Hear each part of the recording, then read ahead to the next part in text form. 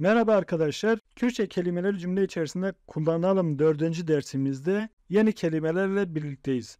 Biz bu 4. dersimizde yine günlük yaşamda çokça kullanılan kelimeleri öğreneceğiz. Tabii ki biz bu kelimeleri cümle içerisinde kullanacağız. Ayrıca biz bu dersimizde Kürtçe sayıları da öğreneceğiz. 1'den 20'ye kadar. Neden 1000'e kadar değil de 20'ye kadar saymayı öğreneceğiz? Bunun cevabını videonun sonunda sayıları söylerken söyleyeceğim. Bu bir sürprizdir. Arkadaşlar bir dil öğrenmek istiyorsak sadece o dilin kelimelerini ezberlemek yeterli değildir.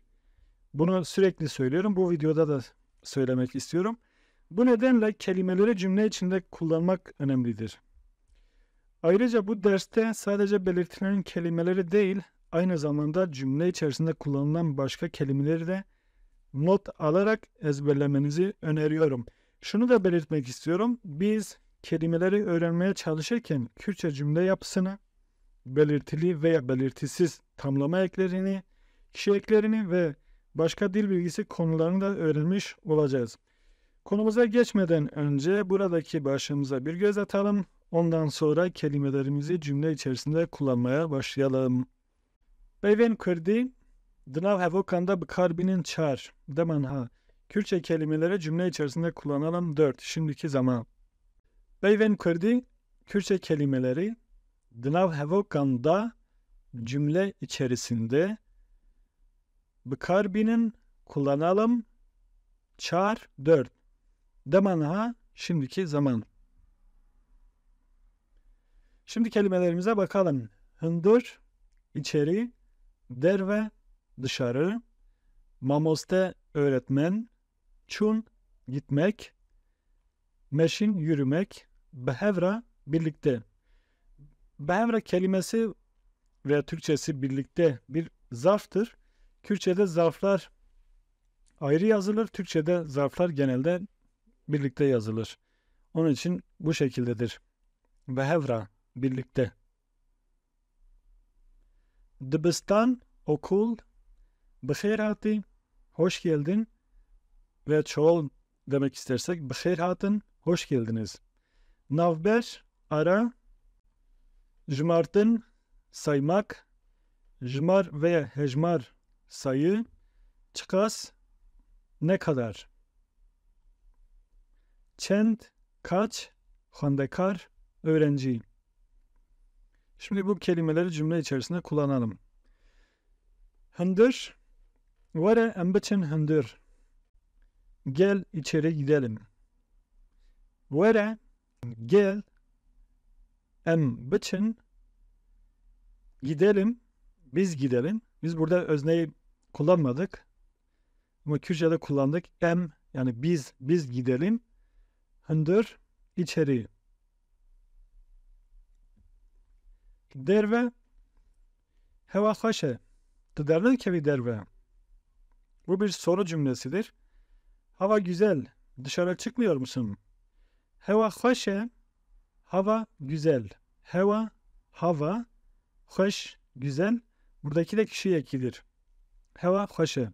Üçüncü tekil şahsa göre çekimlenmiş kişi ekidir. Üçüncü tekil şahıs kim? Heva'dır. Heva da sonuçta burada bir isim. Ve burada özne yerini almış.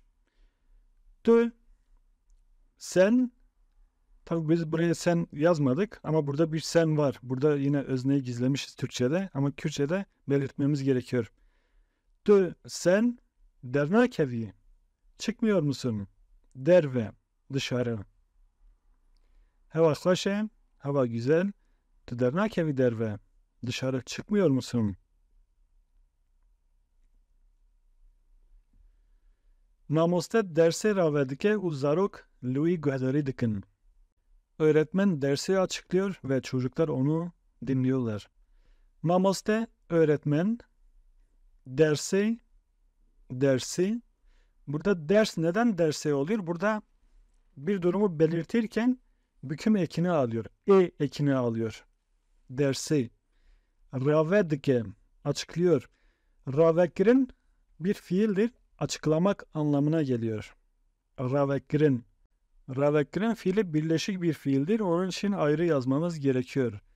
Ravedike açıklıyor. U ve Zarok çocuklar Levi onu gödere dikin dinliyorlar. Çun em diçin markete ev diçe sporayım. Gitmek anlamına geliyor. Çun biz markete gidiyoruz. O spora gidiyor.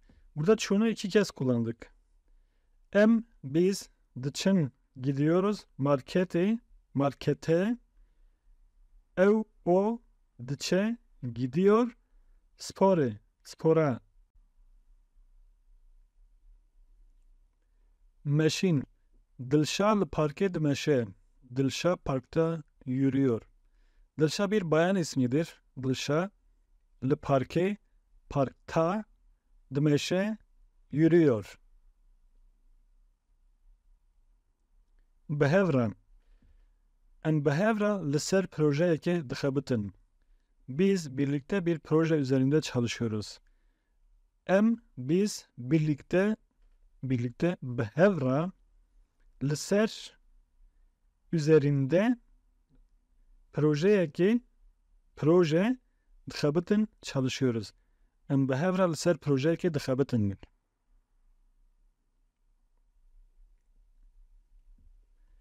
Dibistana me di saat nehanda ve dibe. Okulumuz saat 9'da açılıyor. Dibistana me okulumuz burada bir tamlama olmuş. Tamlama eki buradaki a belirtili tamlama ekidir. Ve katandeka binavkiri a'ye. Dibistana me okulumuz dibistana me okulumuz de saat nehanda saat 9'da buradaki öğeler hepsi bir. De saat nehanda saat 9'da vedbe açılıyor. Burada vebun fiili var. Açılmak anlamına geliyor. Bıkhayrati veya bıkhayratın. Bıkhayrati tekildir, bıkhayratın çoğuldur. Türkçe'de özne kullanılmasa da genelde oluyor. Hoş geldin veya hoş geldiniz. Kürtçe'de de aynı şekilde diyebiliriz. Bıkhayrati, bıkhayrhatın. Fakat Kürtçe'de durum biraz daha farklı. Kürtçe'de genelde özneyi göstermemiz gerekiyor. Fakat Türkçe'de genelde özneyi göstermesek de olur bu tür durumlarda. Bıkhayrati, sen hoş geldin. Bıkhayrati veya tek başına kullanırsak eğer özneyi gizlersek özneyi burada tı oluyor. Bıkhayrati veya bıkhayrati tek başına diyebiliriz. Sadece hoş geldin anlamına geliyor. Bıkhayrati hoş geldin. Bıkhayrati sen hoş geldin. Doğrusu budur. Dil bilgisi kuralına göre bu şekilde yazmamız gerekiyor. Türkçe'de, Kürtçe'de. Veya eğer çoğulsa hun bıkhayrhatın. Siz hoş geldiniz. Navber. Pişti dersi em navbereke kurt dedin. Dersten sonra kısa bir ara veriyoruz. Pişti dersten sonra biz tabi burada yine özne gizlenmiş Türkçe'de ama Kürtçe'de belirtmemiz gerekiyor. Az önce dediğim gibi genelde özneyi gösteriyoruz Kürtçe'de. Navbereke kurt dedin. Biz kısa bir ara veriyoruz. Navbereke kurt kısa bir ara. Kısa bir ara navbereke kurt. Yine burada belirtisiz tamlama ekini kullanmışız. Belirtisiz tamlama eki ekedir. Bu dişil kelimeler için tabii ki. Eril kelimeler için değil. Navbereke oluyor. Ekeyi ekliyoruz. Navbereke. Böylece belirtisiz tamlama ekini kullanmış olduk. Türkçe'de de şöyle kısa bir ara. Kısa kurt demek dedin veriyoruz. Burada dan fiilini kullandık. Dan vermek anlamına geliyor. Jmartın. Miran muçeye xıdistine udura perexı dijmere. Miran maaşını alıyor ve sonra parasını sayıyor. Miran bir isimdir, erkek ismi. Muçeye maaşını Kürtçe'de maaşı da diyebiliriz. Maaşı. Fakat biz muçe kullandık. Muçe. Destine alıyor. Burada standın fiilini kullandık. Almak anlamına gelir standın. U ve dura sonra perihü parasını, bakın perihü parasını dijmere sayıyor. Peki jmartın, burada jmartın yazdık ama burada dijmere neden a oldu? Çünkü Kürtçe'de şöyle bir durum var. A sesi şimdiki zaman ve gelecek zamanda değişiyor, değişime uğruyor, oluyor. Bu fiilleri tek tek öğrenmek gerekiyor. Örneğin bu fiil için durum bu şekilde. Dijmere. Eğer görülen geçmiş zaman olsaydı ve herhangi bir geçmiş zaman olmuş olsaydı, Miran muçeyhü jmart olacaktı. Jmart. I'nı atacaktık. Jmart. Geçmiş zamanda ses değişimi olmayacaktı. Fakat şimdiki zamanda durum bu şekilde. Dijmere. A'lar oluyor. Çıkas. Efpertuk çıkase bu kitap ne kadar? Efpertuk bu kitap çıkase ne kadar? Veya başka bir örnek verecek olursak çıkas peynir duhvazim. Sen ne kadar peynir istiyorsun? Sen çıkas ne kadar peynir duhvazim istiyorsun. Burada hastın fiili var Kürtçe'de. Türkçe'de istemek anlamına geliyor. Çend kaç anlamına geliyor. Rüstem çend kilo sevdihvazim. Rüstem bir erkek ismidir. Belki duymuşsunuzdur. Rüstem Ezal. Ünlü bir isimdir, kişidir. Rüstem sen kaç kilo elma istiyorsun? Rüstem dedik isimdir. Sen çend kaç kilo sev elma duhvazim istiyorsun.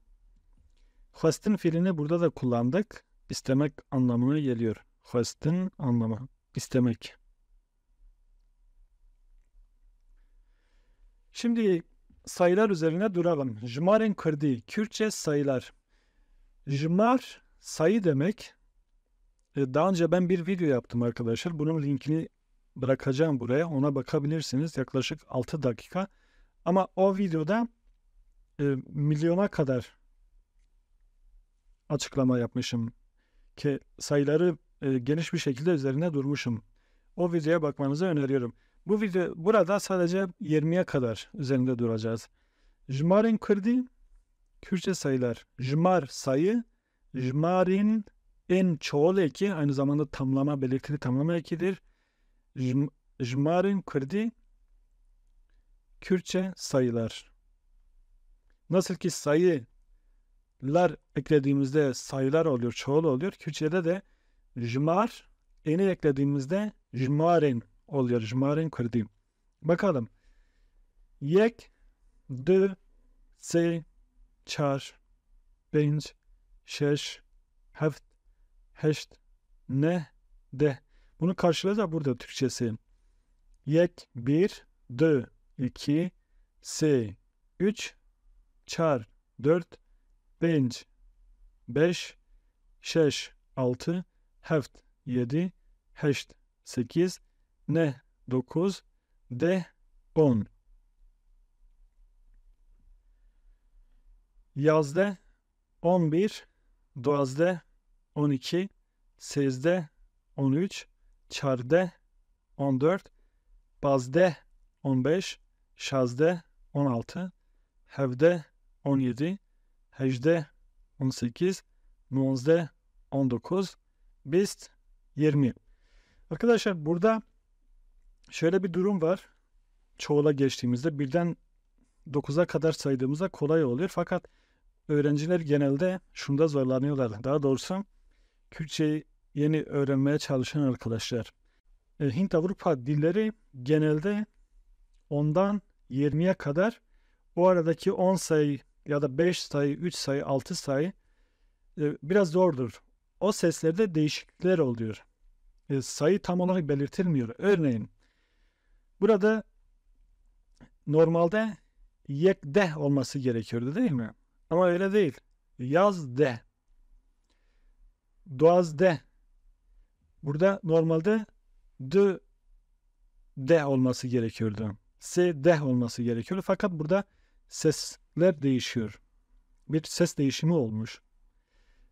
Şunu diyenler de var. Dehu yek, dehu dü, dehu se, dehu çar. Öyle diyenler de var 20'ye kadar. Fakat genel olarak, yani çoğul olarak daha doğrusu bu şekilde kullanılıyor. Bazıları şöyle de diyebilir. Dozde, şu ü yerine o da kullanabilir. Bu hiç sorun değil. Fakat biz bunu tercih etmişiz. Yani genel olarak bu şekilde kullanılıyor. Sezde, çarde, banzde, şanzde, hevde, hecde, nonze, bist.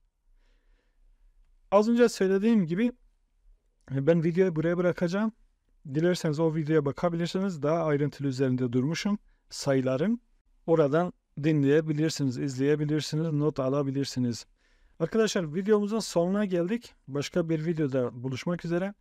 Buraya kadar geldiyseniz lütfen beğenmeyi unutmayın. Varsa sorularınızı sorabilirsiniz. Ve videonun linkini kopyalayarak sosyal medya hesabınıza da paylaşmayı unutmayın.